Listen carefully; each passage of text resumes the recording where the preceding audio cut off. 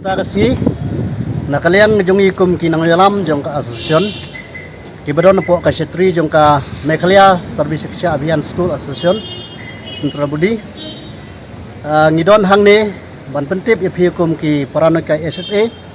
kibadon po ka Jela Meghalaya Borok Kewei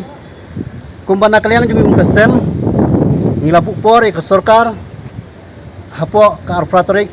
naifep arajar arpuar halor kajing bomla ke sorkar bansiu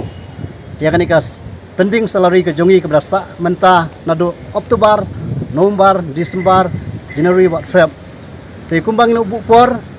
hak arpratorik jong nai Feb arajar puar. Tenre haduk menta mene nakaliang jongi kum kino elam juga asion ngimpat yo kanu ka respon nakaliang juga sorkar.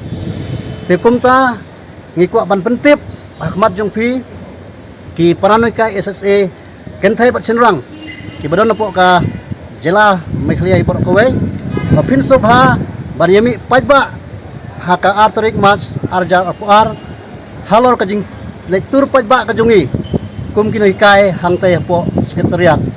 badia kane ka jing yaj pajba ka jungi ngin sedang na madan pulo na katuka jaka yang kita supar bat ngintur hangtai po sekretariat bat kapor bangin sedang kalong karwe sistem menstep kunta lapen tu epi di paranoy kai SSA kentai bat senrang soba sim ya kene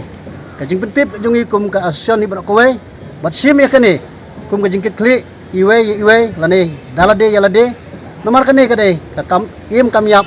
jungi kum kinai noi kai SSA ngimde ban susyong hakiyin lane bangin susye ngap suye pek ya kiwe pat ndrai ngin mi pajba hang ni pen pau kajing persya ya ke sorkar halor kajing lek menti kan ke sorkar ka jungi ban set tuba ko jungi menta ba sang menai ai tikini kilong kajing pentip ya baro kini ka SSA